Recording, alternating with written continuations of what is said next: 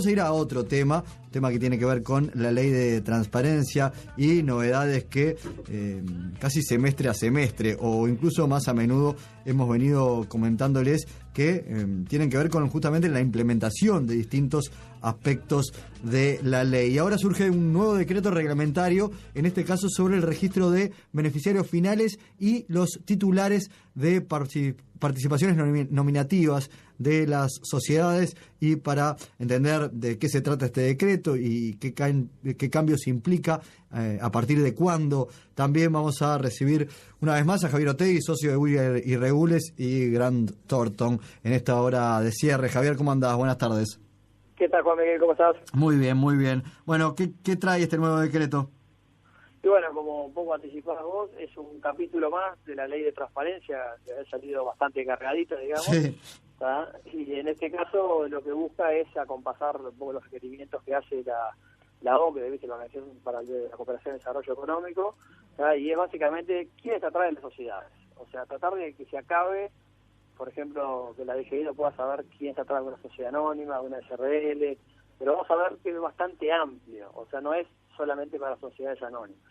Ajá. O sea, básicamente se trata de dos registros distintos. No sé si recordarás, pero en el 2012 las sociedades que eran al portador tuvieron que registrar a sus titulares, o sea, los dueños, ante el Banco Central de Uruguay, que fue todo en aquel momento generó un revuelo bastante grande, porque históricamente Uruguay había sido un país con sociedades al portador en la gran mayoría, y en aquel momento mucha gente se pasó a nominativas para evitar registrar el dueño ante el Banco Central. En aquel momento se registraba únicamente el dueño, o sea, el accionista directo. Si bien el proyecto de ley inicial iba algo parecido a lo que voy a ver ahora de beneficiario, se iba al dueño, al titular. Entonces, si tu dueño era, por ejemplo, una compañía del exterior, vos le decías al Banco Central que el dueño era tal compañía del exterior. Bueno, ahora la idea con esto es, las sociedades nominativas que no tenían esa obligación tienen que hacer lo mismo, por un lado. Comunicarle quién es su dueño, sea persona física, o sea una empresa, sea lo que sea, del país que sea, y qué porcentaje tiene cada uno de ellos. Eso es uno de los registros que se crea, que es el registro de titulares de participaciones nominativas. Y después está el más relevante, el más jugoso, por decir algo, que es el registro de beneficiarios finales.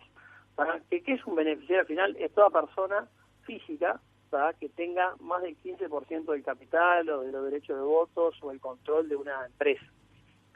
¿A qué voy con esto? Si yo tengo, por ejemplo, el 20% de la sociedad, de una sociedad anónima o de una SRL o hasta de una cooperativa, se considera que como tengo cierta influencia sobre la misma, soy un beneficiario. Entonces, la primera tarea que tienen las empresas uruguayas, igualdad de la empresa, es muy amplio el concepto, porque son las típicas sociedades anónimas o de responsabilidad limitada, pero también tienen sociedades de hecho, cooperativas, fundaciones, sociedades y asociaciones civiles, y es muy amplio porque incluso dice cualquier otra persona jurídica o otro patrimonio, o sea que por contexto te lo saca todo. Y lo mismo también algunas no residentes, algunas extranjeras que tengan algunos activos en Uruguay o que tengan, por ejemplo, una sucursal en Uruguay, tienen que identificar a sus beneficiarios finales. ¿Cuál es el foco de esto? Imaginamos, no sé, la DGI está haciendo una inspección a un contribuyente por una empresa X y dice, bueno, me interesa, si tiene que haber una inspección realmente inicial, no es que la DGI llama al registro de acceder en cualquier momento, pero pues, bueno, quiero saber, Javier Otegui, lo estoy inspeccionando, bueno, a ver, Javier Otegui, ¿es beneficiario de alguna compañía? Entonces ahí se le va a poder dar a la DGI esa información, tanto de Javier Otegui como de personas vinculadas a Javier. Claro, bien, bien. Entonces, en definitiva, es como que uno se termina, el estar bajo una sociedad, al menos, por ejemplo, ante la DGI, en el caso de una inspección, es algo que ya uno no se puede esconder. Claro. Fue la historia que tuvo Uruguay de toda la vida. Por eso que va en línea con la ley de transparencia. Sí. De estar transparente, de que se sepa, de que eres el hermano, llamarle como quieras. Claro, cada uno después, a ver, vos estás dando información, después el análisis que cada uno puede hacer o la lectura, si le parece bien, si le parece mal, si le parece que la privacidad y la reserva deberían todavía cuidarse un poco más en algunos aspectos donde el Estado no tiene por qué saber todo respecto al dinero de todos y cada uno, o aquellos que creen que sí, que no hay nada que esconder al regulador y que tener esa información evita que se generen, entre otras cosas, maniobras fraudulentas, lavado, evasión, etcétera. Y bueno. Exacto.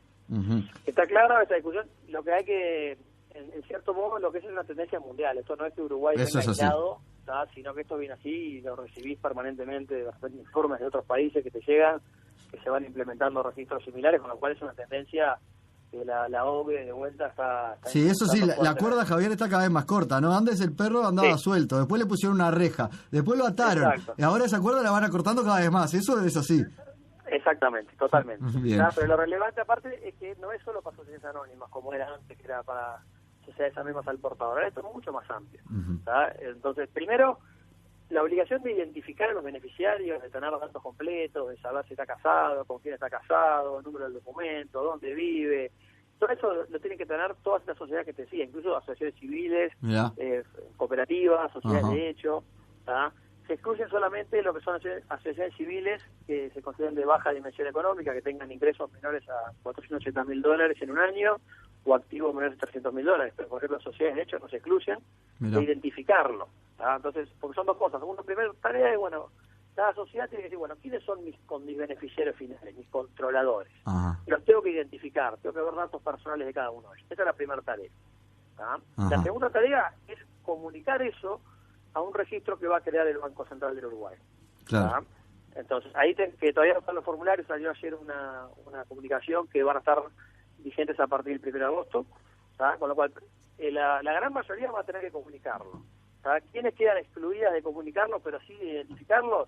Las que sean sociedades personales, agrarias de hecho, o cooperativas que estén integradas exclusivamente por personas físicas y te dice que coincidan con sus beneficiarios. No me doy cuenta en qué caso no coincidiría, sería un testaferro, claro, me imagino. Claro. Es el único caso que no coincidiría. Sí, no es la idea de un testaferro, además, hacer la aclaración justamente. Exacto, pero es que al leer lo que dice personas físicas, que sea beneficiario, que coincida. Bueno, es un poco, parecería redundante, pero apunta a que, bueno, no pongas un testaferro porque vas a tener que informarme igual quién está atrás. Es un poco la idea. Entonces, después va el registro y lo importante son los plazos y las multas también. Que eso creo que es relevante. Lo que eran entidades, digamos, conocidas al portador, o sea, las que se registraron en el 2012, esas tienen que comunicar a los beneficiarios antes del 30 de septiembre. Y los formularios todavía no están disponibles, como te decía, recién van a estar disponibles el 1 de agosto, porque a partir del 1 de agosto es que se va a poder comunicar, es que se abre el registro, con lo cual el Banco Central todavía está trabajando en datos, y a veces, en algunos casos puntuales, ese formulario te va a ayudar a ver algunas cosas, porque el Banco Central puede pedirte alguna información más. Y las que son nominativas o personales y demás tienen más tiempo, porque esto es hasta junio de 2018, con lo cual ahí hay bastante más tiempo. Y las multas van desde multas de $500 a $25.500, dependiendo de la dimensión económica, del plazo de incumplimiento. Después también se te suspende el certificado único de la DGI, la cual a veces te deja sin posibilidad de operar. Hay alternativas de sanciones importantes. Importante, no puedes pagar dividendos.